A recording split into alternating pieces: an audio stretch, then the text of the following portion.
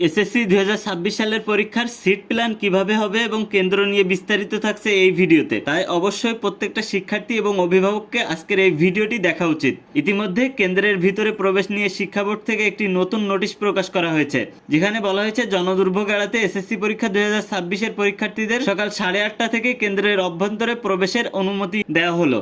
SSC 2026 সালের পরীক্ষার নতুন সিট প্ল্যানটা কিভাবে হবে? এসএসসি 2026 সালের পরীক্ষায় প্রতিটা 4 ফুটের বেঞ্চে একজন করে শিক্ষার্থী বসানো হবে এবং প্রতিটা 6 ফুট বেঞ্চে 2 জন করে শিক্ষার্থী বসানো হবে। এসএসসি পরীক্ষার নতুন আরেকটি নিয়ম যুক্ত হয়েছে, সেটা হচ্ছে পরীক্ষার কেন্দ্রে 8:30 অর্থাৎ 8:30 থেকে 9:30 মধ্যে প্রবেশ করতে হবে এবং পরীক্ষার কেন্দ্রে গিয়ে যে তোমার যে রুমে পরীক্ষা হবে ওই রুমে কিন্তু তোমার আসন গ্রহণ করতে হবে 30 মিনিট পূর্বে। এসএসসি পরীক্ষার সিট প্ল্যানটা কেমন ভাবে হবে? এসএসসি 2026 সালের পরীক্ষায় স্টুডেন্টদের জেড প্ল্যানে বসানো হবে। প্রতিটা বেঞ্চে 2 মাথায় 2 জন 2 স্কুলের শিক্ষার্থী বসানো হবে।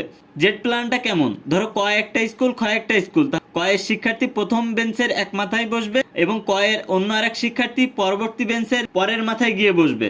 এসএসসি 2026 সালের পরীক্ষার রুমে গার্ড কেমন থাকবে? পরীক্ষার কক্ষে একটু গার্ড কড়াকড় থাকতে পারে। প্রতিটা কক্ষে কমপক্ষে 2 জন করে শিক্ষক গার্ডে থাকবে। প্রতিটা 20 জন শিক্ষার্থীর জন্য একজন করে শিক্ষক গার্ডে থাকবে। কোনো বেঞ্চে 2 জনের অধিক শিক্ষার্থী বসা যাবে না।